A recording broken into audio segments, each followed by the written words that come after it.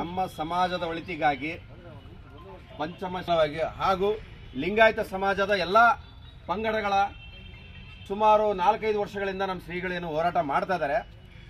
ಆ ಹೋರಾಟ ಮಾಡ್ಕೊಂತ ಬರ್ತಾ ಇದ್ರು. ಪ್ರತಿ ಸರಿ ಕೆಲವು ಸರ್ಕಾರಗಳು ಬರ್ತಾ ಇದ್ದಾವೆ, ಆಶ್ವಾಸನೆ ಕೊಡ್ತಾ ಇದ್ದಾರೆ, ಹೋಗ್ತಾ ಇದ್ದಾರೆ. ಆದರೆ ಮೊನ್ನೆ ನಮ್ಮ ಶ್ರೀಗಳು ಒಂದು ಕರೆ ಕೊಟ್ಟಿದ್ರು, ಟ್ರ್ಯಾಕ್ಟರ್ ಶಾಲೆಗೂ ರೈತರು ಎಲ್ಲರೂ ಮುತ್ತಿಗೆ ಹಾಕಬೇಕು ಸುವರ್ಣಸೌಧ ಅಂತೇಳಿ. ಅಲ್ಲಿ ರಾಜ್ಯ ಸರ್ಕಾರ ಎಚ್ಚೆತ್ಕೊಂಡು ಟ್ರ್ಯಾಕ್ಟರ್ಗಳನ್ನು ಬರಲಾರ್ದಂಗೆ ಬಂದ್ ಮಾಡಿಬಿಟ್ರು. ಆಯ್ತು, ಬಂದ್ ಮಾಡಿದ್ರು, ಏನೋ ಕಾನೂನು ಅಂತ ಅನ್ಕೊಳ್ಳೋಣ. ಆದರೆ ಹೋರಾಟಕ್ಕೆ ಇಳಿದಿರ್ತಕ್ಕಂಥ ನಮ್ಮ ಲಿಂಗಾಯತ ಸಮಾಜದವ್ರ ಮೇಲೆ ಲಾಠಿ ಚಾರ್ಜ್ ಯಾಕೆ ಮಾಡ್ಬೇಕಾಯ್ತಿದು? ಇದೇ ಮೊದಲ ಬಾರಿಗೆ. ಯಾಕಿದು? ಅದು ಒಬ್ಬ ಸ್ವಾಮೀಜಿಗಳ ನೇತೃತ್ವದಲ್ಲಿ ನಡೀತಾ ಇದೆ, ನಮ್ಮ ಗುರುಗಳ ನೇತೃತ್ವದಲ್ಲಿ ನಡೀತಿದೆ. ಇಂಥ ಸಂದರ್ಭದಲ್ಲಿ ಇದನ್ನು ನಾವು ಖಂಡಿಸಿ, ನಮ್ಮ ಶ್ರೀಗಳೇನು ಕರೆ ಕೊಟ್ಟಿದ್ದಾರೆ, ಇಡೀ ರಾಜ್ಯಾದ್ಯಂತ ಈ ದಿನ ಏನು ಪ್ರತಿಭಟನೆ ಮಾಡಲಿಕ್ಕೆ ರಸ್ತಾರೋಕ ಮತ್ತು ಒಂದು ಪ್ರತಿಭಟನೆ ಮಾಡ್ತಾ ಇದ್ದೇವೆ. ಹಾಗಾಗಿ ಎಲ್ಲ ಸಮಾಜದವರೆಲ್ಲರೂ ಸೇರಿಬಿಟ್ಟು ಈ ಒಂದು ಪ್ರತಿಭಟನೆ ಈಗ ಆರಂಭ ಮಾಡ್ತಾ ಇದ್ದೇವೆ. ಮೊನ್ನೆ ನಡೆದಿರ್ತಕ್ಕಂಥ ಇನ್ಸಲಾತಿ ಬೇಕೇ ಬೇಕಂತ ಒತ್ತಾಯಿಸ್ತಾರೆ. ಈಗ ಯಾರು ವಿರುದ್ಧ ಪ್ರತಿಭಟನೆ ಮಾಡ್ತಾ ಇದ್ರು? ರಾಜ್ಯ ಸರ್ಕಾರ ವಿರುದ್ಧ. ಈಗ ಮೊನ್ನೆ ಆಗಿರ್ತಕ್ಕಂಥದ್ದು ಇನ್ಸಿಡೆಂಟ್ ರಾಜ್ಯ ಸರ್ಕಾರದಲ್ಲಿ. ಇಲ್ಲಿ ಏನಾಯ್ತು, ಮೊನ್ನೆ ನಮ್ಮ ಶ್ರೀಗಳು ಒತ್ತಾಯ ಲಾಠಿ ಚಾರ್ಜ್ ಏನೋ ಅಚಾತುರ ಆಯ್ತಲ್ಲ, ಯಾರ್ಯಾರು ಮಾಡಿದ್ರು ಅವ್ರ ವಿರುದ್ಧ ಕ್ರಮ ತಗೋಬೇಕು, ಶಿಸ್ತು ಕ್ರಮ ತಗೋಬೇಕಂತೇಳಿ ರಾಜ್ಯ ಸರ್ಕಾರ ಕೂಡ ಒತ್ತಾಯ ಮಾಡ್ತಾ ಇದ್ದೀವಿ.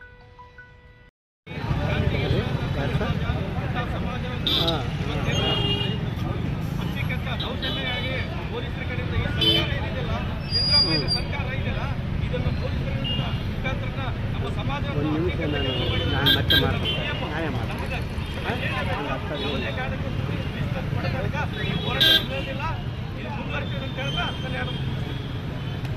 ಒಂದು ನಡಕಕ್ಕೆ ಅಂದ್ಬಿಟ್ರೆ ಆತ ಕೈ ಅಡ್ಡ ಬರ್ತದೆ, ಕೈ ಬಿಡ್ರಿ, ಕೈ ಬಿಡ್ರಿ.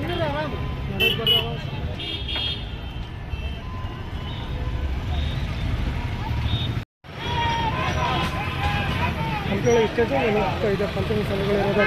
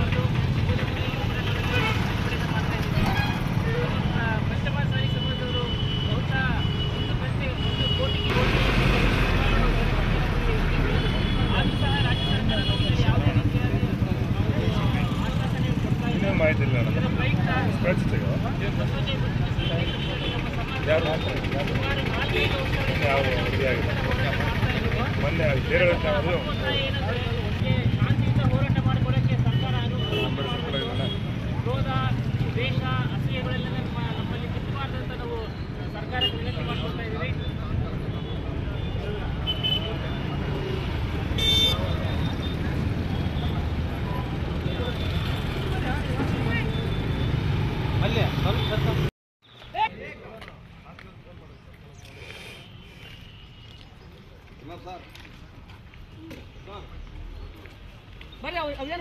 ಕೊಡಬೇಕು ಪಂಚಮ ಶಾಲೆಗಳಿಗೆ ಅಂತೇಳಿ 2A ಕೊಡೋ ಸಲುವಾಗಿ ಏನು ಪ್ರತಿಭಟನೆ ನಡೀತಾ ಇತ್ತು.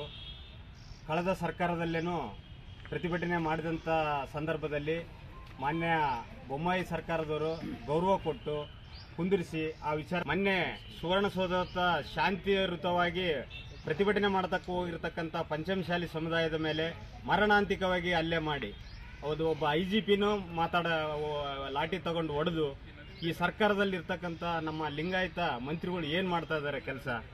ಯಾಕಂದ್ರೆ ಇವತ್ತು ಒಬ್ಬರಲ್ಲ ಇಬ್ಬರಲ್ಲ ಒಂದು 3-4 ಜನ ಪಂಚಮಶಾಲಿ ಸಚಿವರು ಈ ಕ್ಯಾಬಿನೆಟ್ನಾಗ ಅದಾರ.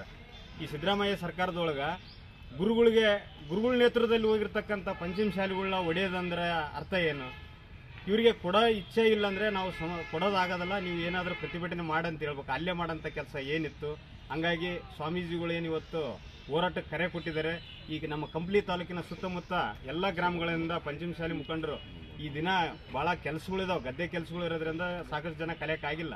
ಇನ್ನು ಮುಂದಿನ ದಿನಮಾನಗಳಲ್ಲಿ ಅವರು ಸರ್ಕಾರನ ಏನು ಕ್ಷಮೆ ಕೇಳ್ಬೇಕಂತ ಹೇಳಿರಲ್ಲ, ಅತಿ ಶೀಘ್ರದಲ್ಲೇ ಈ ಕಾಂಗ್ರೆಸ್ ಸರ್ಕಾರ ಕ್ಷಮೆ ಕೇಳಿ ಪಂಚಮಶಾಲಿ ಸಮುದಾಯನ ಕ್ಷಮೆ ಕೇಳಿದರೆ ನಾವು ಮುಂದಿನ ಹೋರಾಟಗಳನ್ನು ನಮ್ಮ ಸ್ವಾಮೀಜಿ ನೇತೃತ್ವದಲ್ಲಿ ನಡೆಸ್ತೀವಿ.